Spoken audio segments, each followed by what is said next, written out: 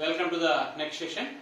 In this session, we are going to explain about elementary operations of a matrix and what is meant by inverse of a matrix and how to find inverse of matrix by using elementary operations. So first concept is elementary operations. So these are also called as transformations.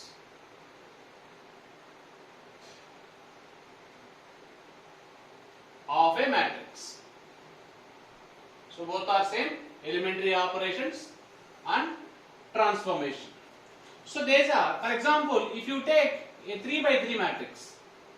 3 by 3 matrix means what? It contains how many rows? 3 rows and 3 columns. So total we get 6 operations. Why 6 operations? 3 operations are due to rows and 3 operations are on 3 columns. So these are called elementary operations. There are 6 operations on this matrix, 3 operations on rows and 3 operations are columns. So these are called elementary operations. Now we will discuss what are the types of elementary operations. So first one, listen. Interchange of rows or columns. Interchange of rows or columns. 2 rows or 2 columns. Because if you do it interchange, we require compulsory 2 rows. Example. I will give a matrix A equals to 1, 2, 3, 4, 5, 6, 7, 8, 9. This matrix contains how many rows? 3 rows and 3 columns. Now I am taking the operation R2 double implies R3. So this is the elementary operation. What is the meaning of this operation? These 2 rows are interchanged. That is the meaning of this double arrow. Which row? Second row. And which row? Third row. Both are interchanging. But first row is fixed. Now this matrix is changed to 1, 2, 3. In place of second row, you will get which row? Third row. That is nothing but 7, 8, 9. In place of third row, you will get second row. That is nothing but 4, 5, 6. So this is a first elementary operation, interchanging of rows. One more. So why we need to interchange rows, sir? I interchange columns. For example, I am taking C1 interchange to C3. R stands for rows, C stands for columns. So here, which columns are interchanged? First column and third column. In place of first column, you write third column. Here second column I not use this. That's why second column will not change as it is, you write second column. Similarly, in place of third column you write first column. What is first column? 1, 7, 4. So this interchange can be done on 2 rows or 2 columns. So this is the first elementary operation. Now second one. Second elementary operation is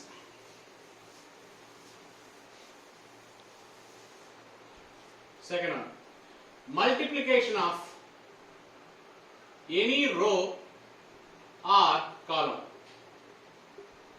by a non-zero number. Compulsory we take non-zero number. I will give example of this second operation. If you take A matrix is 1, 2, 1, 3, 1, 6, 4, 3, 8. See, I am doing R2. R2 means which row? Second row. It is changed to 2R. Understood the meaning? Second row is multiplied by a number that is 2. But that is important point. That number is what? A non-zero number. See? Now here I am applying the operation on which row? Second row. First row, third row will not change. So first row is same, third row also same. Second row is changing. How? Second row is multiplied with which number? 2. 2 3 just 6. 2 1 just 2. 2 6 just 12. A row can be multiplied by non-zero real number. Okay. Next. So why we need to apply this? I am applying the multiplication for column. See, for example, I am taking second column.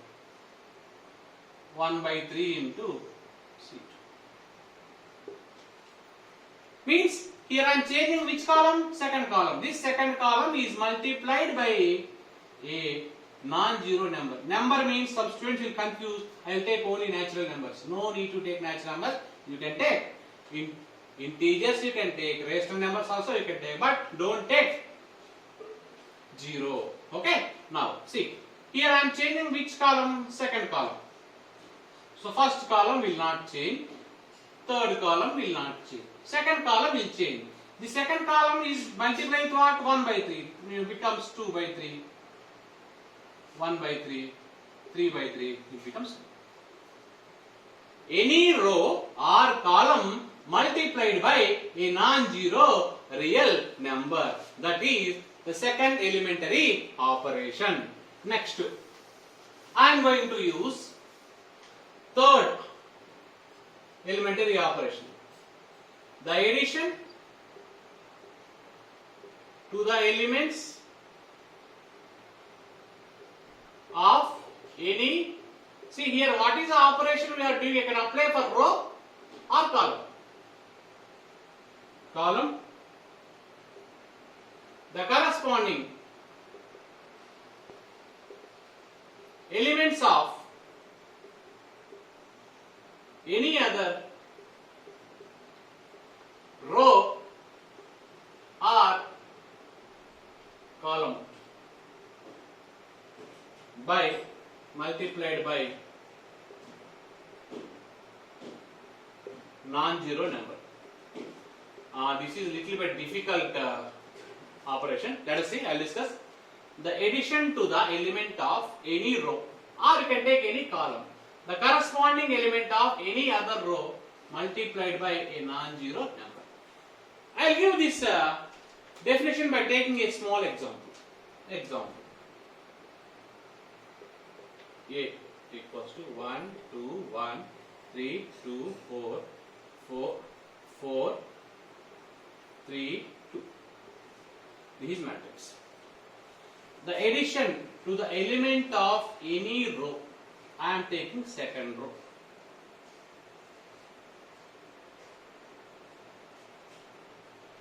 Plus, you can take multiplied by a non-zero number. That number I am taking 2. Of any other row. Other row means again don't take R2. Except R2 you can take anything. I am taking R1. The addition of any row. Now, if you adding other row by multiplication of a non-zero number. See here, I am adding R2 and R1. But the second row is multiplied with what? A non-zero number. So here, which row I am changing? Second row I am changing. So first row will not change. 1, 2, 1. Second row what is there? 3. I am doing plus 2 into. Here if you take first element, here also you take first element only. 3 plus 2, it becomes 5. Next. Second row, second element is what? 2. Plus 2 into R1, what? 2. Now 2 plus 4, it becomes 6. Next. Second row, third element is what? 4. Plus 2 into, in R1, third element is what? 1. Now it becomes 6. So third row is as it is. This is the third elementary operation. See, a row plus a non-zero number into other row. Okay. Here if you take first element, in other row also you take first element. If you take second element, in other row also second element. If you take third element, other row also third element. Here I am changing which row?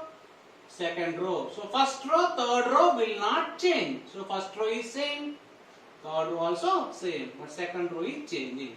So these are the three elementary operations of a matrix. Next definition is invertible matrix. What is meant by invertible matrix? Invertible matrix.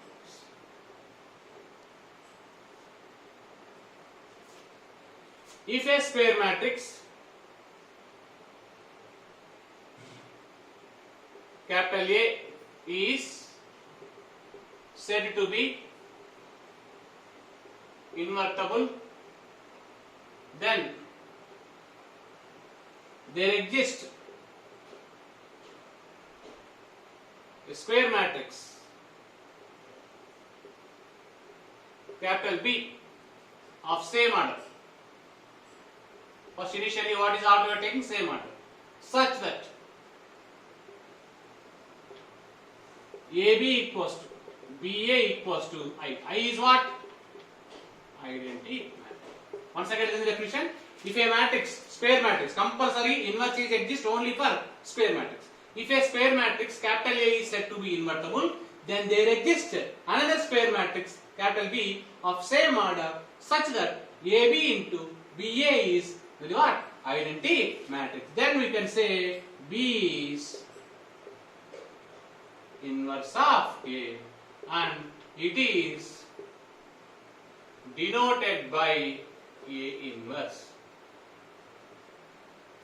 So, if you want to find inverse of a square matrix, we will get one more square matrix of same order such that if you multiply these two matrices, what you will get? You will get identity matrix. Actually, multiplication of matrices will be the identity matrix.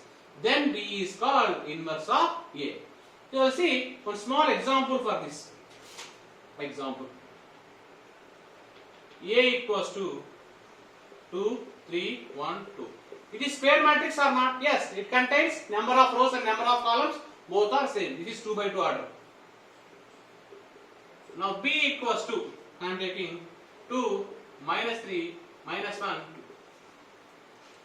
See, this is given matrix. I took another matrix. Let us see, if you multiply these two matrices, you will get I or not. I am doing multiplication. A into B. How to do matrix multiplication? Here you take row, here you take column. 2 2 just 4, 3 into minus 1 minus. Second column. 2 into minus 3 minus 6, 3 2 just 6. Second row. 1 into 2, 2, 2 into minus 1 minus 2. Second column. 1 into minus 3 plus 2 2 just 4. Now what you get? 1 0 0 1 0 0 1 is nothing but which matrix? Identity matrix. So finally I got AB equals to I.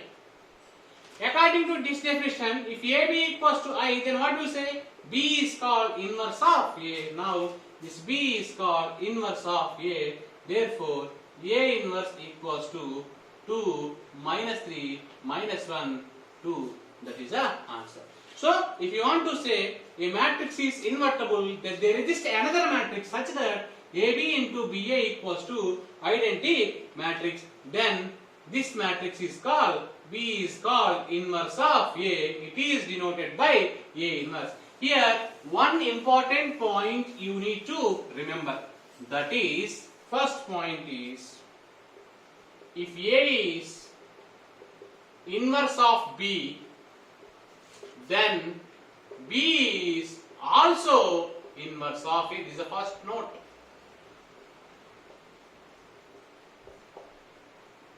I'll repeat. If A is inverse of B, then B also inverse of A. Next, inverse exists